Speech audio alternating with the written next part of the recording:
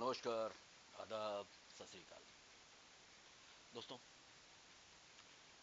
हाल ही में पूजा भट्ट ने एक स्टेटमेंट दिया था। उनका कहना है कि किसी मेट्रो ट्रेन में जय श्री राम के ऊपर कोई पॉप म्यूजिक में कोई ऐसा गाना बज रहा था जिसमें जय श्री राम के नारे लग रहे थे। पूजा भट्ट ये देखकर बड़ी नाराज हुई, उनको बड़ा गुस्सा आया और उन्होंने कहा कि क्या ये पब्लिक प्लेस में ऐसा हो सकता है? ऐसा होने देना चाहिए क्या? सरकार को इस पर एक्शन नहीं लेना चाहिए? अपने पिछले कुछ वीडियो जो मैंने हमारी फिल्म इंडस्ट्री में जो लेफ्टिस्ट हैं उनके बारे में कहा है, लेकिन इस आइडियोलॉजी क्या कहूँ, ये तो उससे भी ज़्यादा लेफ्ट आइडियोलॉजी से भी ज़्यादा घृणित है। क्या किसी यूरोपियन कंट्री के किसी एक्टर के मुंह से अपने बाइबल या क्रिश्चियनिटी के विरोध में कोई बयान सुना है? क्या किसी इस्लामिक देश के एक्टर के मुंह से आपने कुरान, हदीस या शरीयत के बारे में या किसी इस्लामिक तौर तरीके के बारे में कुछ गलत बोलते देखा है?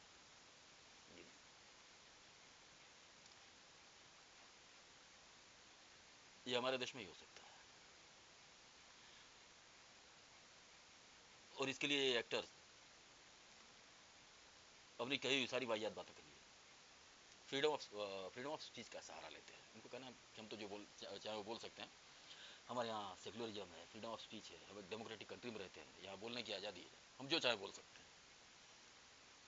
लेकिन ये बोलते हैं ये सिर्फ हिंदू तौर तरीकों के खिलाफ या फिर सनातन धर्म के खिलाफ। इस देश में रहने वाला कोई भी आदमी, चाहे वो किसी भी धर्म का हो, उसको जय श्री राम बुरा लग सकता है? ये वही पूजा भट्ट है, इनके मुंह से कभी आपने सरथन से जुदा के खिलाफ कुछ बोलते देखा? वो इनको फ्रीडम ऑफ स्पीच लगेगी। हाल ही में इजराइल ने नसरुल्लाह को मार गिराया जो एक आतंकवादी था। उसके समर्थन में हमारे देश में लगभग हर शहर में नारे लगे। पूजा भट्ट को आपने नसरुल्लाह के खिलाफ कुछ बोलते देखा या उन नारों के खिलाफ कुछ बोलते देखा? हमारे देश में पूरा वर्ग हमास के समर्थन में खड़ा है। पूजा भट्ट को उनके खिलाफ कुछ बोलते देखा? केरल के एक पादरी ने कहा था कि जब मैं धरती माँ के ऊपर पैर रखता हूँ तो मेरे पैर गंदे होते हैं। उसके खिलाफ कुछ बोलते देखा पूजा भट्ट को? एक यूट्यूबर ने अपने वीडियो में हिंदू देवताओं के ऊपर, माता सीता के ऊपर काफ़ी कुछ घटिया बातें कही थी। उसके खिलाफ कुछ बोलते देखा? नहीं। पूजा भट्ट और इनके जैसे कई लोग फिल्म इंडस्ट्री में जो सिर्फ सनातन के खिलाफ ही बोलते हैं।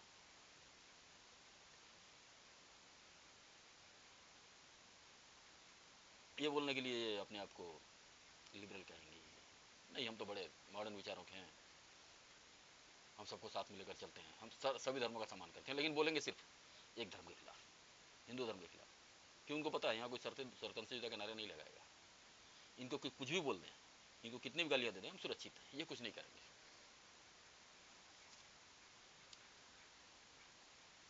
अगर इनके बैकग्राउंड की बात करें, ऐसा मैं किसी महिला के खिलाफ कहता नहीं हूँ, लेकिन जो जैसा है उसको वैसा बोलना ही पड़ेगा। इनके पिता ने इनको लॉन्च किया। मुझे लगता है अगर इनके पिता प्रोड्यूसर डायरेक्टर नहीं होते तो पूजा भट्ट अपने जीवन में एक जूनियर आर्टिस्ट भी बन पाती। उन्होंने जितनी फिल्में की हैं उसमें से अधिकतम फिल्में उनके पिता ने ही बनाई हैं। इक्का दुक्का फिल्में ही होंगी जो उनको बाहर की फिल्में मिली होंगी। पूरे करियर में सिर्फ एक बड़ी हिट दी है, वो भी उनके पिता की थी, दिल है कि मानता नहीं। इसके अलावा उनके खाते में कोई हिट फिल्म नहीं है। एक्टिंग स्किल की बात करूं, उनकी की हुई इतनी फिल्मों में उनका दिया हुआ एक शॉट भी मुझे ऐसा नहीं लगता है जिसको अगर मैं डायरेक्टर होता तो ओके बोलता। अपने पूरे जीवन मुझे लगता नहीं पूजा भट्ट ने बिना फंबल किए हुए एक लाइन भी बोली है। मेरे पिता डायरेक्टर थे, पिता प्रोड्यूसर थे, मौका मिल गया। अभिनय के बारे में तो मैंने बता दिया, लेकिन चर्चा में पूरे जीवन रही है, लेकिन उनकी किन्हीं और कारणों से रही है। एक बार बड़ी चर्चा में तब आई थी जब उन्होंने न्यूड फोटोशूट करवाया था। हमारे देश की एक बहुत बड़ी मैगजीन के कवर पेज के ऊपर पूजा भट्ट का न्यूड फोटोशूट छपा था। दूसरी बार चर्चा में तब आई जब अपने पिता महेश भट्ट के साथ उनका एक लिपलॉक फोटो वायरल हुआ। इस घटना ने पूरे देश को हिला दिया था। लोगों ने तरह तरह की बातें की थी, जाहिर वो बातें अच्छी तो रही नहीं हुई, लेकिन न इस बाप को शर्म आई न बेटी को शर्म आई। दोनों मॉडर्न हैं, आधुनिकता की आड़ में ये सब चलता है। मुझे लगता है ऐसा फोटो किसी यूरोपियन कंट्री में या ऐसे देशों में जो बहुत ज़्यादा खुले विचारों कहे जाते हैं उनमें भी किसी ने करवाया होगा, लेकिन पूजा भट्ट ने करवाया। और बात यही नहीं रुकी। इस फोटो के सामने आने के बाद इनके पिता ने यह कहा कि महेश भट्ट साहब ने कहा था कि अगर पूजा मेरी बेटी नहीं होती तो मैं उससे शादी कर लेता। ऐसी कुछ और भी घटनाएं रही हैं। पूजा भट्ट का एक इंटरव्यू बड़ा उस दौरान बड़ी चर्चा में रहा था। अपने एक इंटरव्यू में उन्होंने कहा था कि तो उनकी शादी नहीं हुई थी, तब नहीं आई थी, मुझे लगता है उनको 2 या 3 साल हुए थे फिल्म इंडस्ट्री में आए। ये इंटरव्यू शायद जहाँ तक मैं समझता हूँ अर्ली 90s का, ये 92, 93, 94 का होगा। उस इंटरव्यू में पूजा भट्ट ने कहा था कि मेरे डैडी ने मुझे सब कुछ करने की छूट दे दी है, सिर्फ प्रेग्नेंट होने की मनाही है।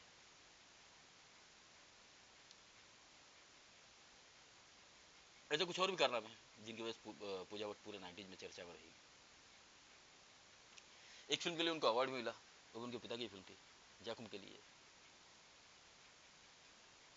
अवार्ड लोगों को मिलते रहते हैं, कोई जरूरी नहीं है कि, और हमारे देश में अवार्ड हमेशा विवादों में ही रहे। जब महेश भट्ट ने बनाई थी कुछ खास चली तो नहीं थी, लेकिन क्रिटिकली थोड़ी अक्लेम हुई थी। लेकिन मैं ऐसा नहीं कह सकता बड़ी एक्स्ट्राऑर्डिनरी फिल्म थी, ऐसी फिल्म आई नहीं है। हाँ, महेश भट्ट की कुछ अच्छी फिल्मों में उसको कहा जा सकता है, और ये भी नहीं कह सकता हूँ कि पूजा भट्ट ने उसमें बड़ा एक्स्ट्राऑर्डिनरी अभिनय किया था। सब्जेक्ट ऐसा था, अवार्ड तो मिलते रहते हैं, उनको भी मिल गया। लेकिन मैं ये कभी नहीं कहूँगा कि पूजा भट्ट बड़ी अच्छी अभिनेत्री थी। 10-20 फिल्में करने के बाद थोड़ा अनुभव हो जाता है तो हो सकता है कुछ होकर शॉट उन्होंने दे दिए हो, लेकिन मेरे हिसाब से अपने जीवन में उन्होंने एक भी शॉट ऐसा नहीं दिया है जिसको मैं कह दूँ कि अरे नहीं बड़ा बेहतरीन शॉट है।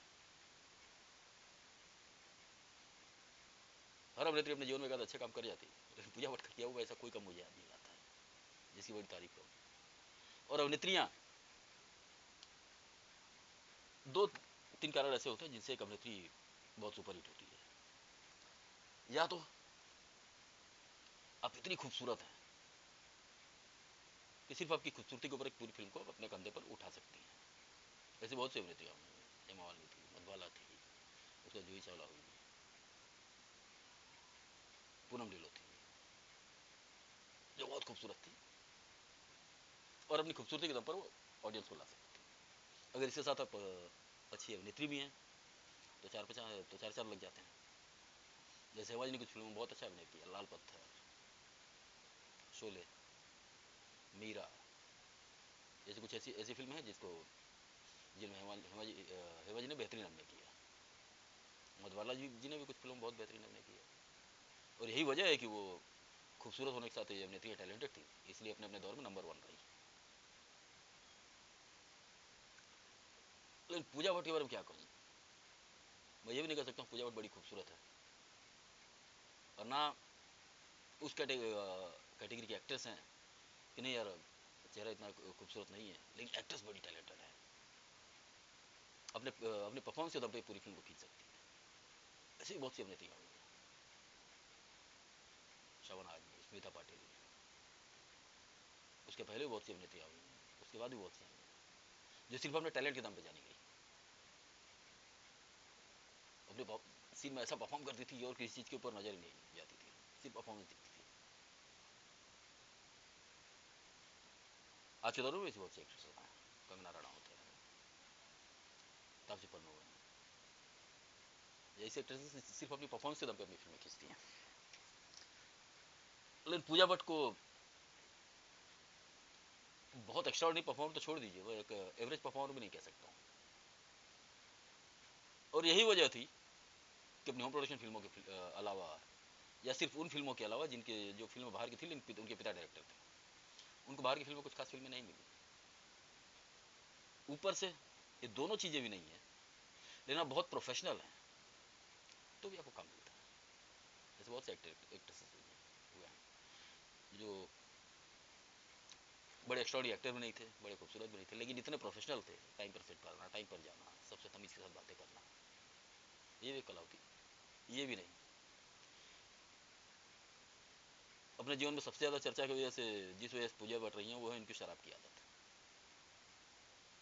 दिन की शुरुआत भी शराब के साथ होती है, दिन खत्म भी शराब के साथ होता है। अगर कुछ प्रेस कॉन्फ्रेंस नहीं है या किसी फंक्शन में नहीं जाना है तो आपको पूजा भट्ट शायद ही होश में मिलेंगी। और ऊपर से इतने वाहियात बयान, और शर्म आती है उन हिंदुओं के ऊपर जो इस तरह के बयानों की का विरोध नहीं करते हैं। ऐसा कौन सा हिंदू होता है, आपका नाम पूजा भट्ट है, बट जहाँ तक मैं समझता हूँ, वैसे तो ये कुछ लोग कहते हैं महेश भट्ट कन्वर्ट हो चुके हैं, लेकिन नाम में भट्ट यूज करते हैं, तो मैं समझता हूँ कि हिंदू ही होंगे। और पूजा भट्ट भी अभी तक सर ने भट्ट यूज कर सकते हैं। ऐसा कौन सा हिंदू होगा जिसको जय श्री राम का नारा बुरा लगेगा। और या अगर उस मेट्रो में हिंदुओं ने कोई ऐसी अपराधी घटना की होती, किसी दूसरे धर्म के व्यक्ति को मार पीट रहे होते, या कोई ऐसा नारा लगा रहे होते जिसको आतंकवादी कहा जा सकता है या एंटी नेशनल कहा जा सकता है किसी तरह से, नहीं, एक जय श्री राम का गाना वाना बज रहा था और वो बात इनको बुरी लग गई। पब्लिक प्लेस पे जय श्री राम कोई नहीं बोल सकता है, जय श्री राम का गाना नहीं बज सकता। पब्लिक प्लेस पे सरतन से जुदा के नारे लग सकते हैं, सड़क को जाम करके नमाज पढ़ी जा सकती है, और इसका विरोध कोई नहीं करता है। लेकिन कोई सड़क पर जय श्री राम नहीं बोला जा सकता। ये हमारे देश में ही हो सकता है। अगले एपिसोड में किसी और विषय पर चर्चा करेंगे। तब तक के लिए आप लोग अपना ख्याल रखिए। धन्यवाद, नमस्कार।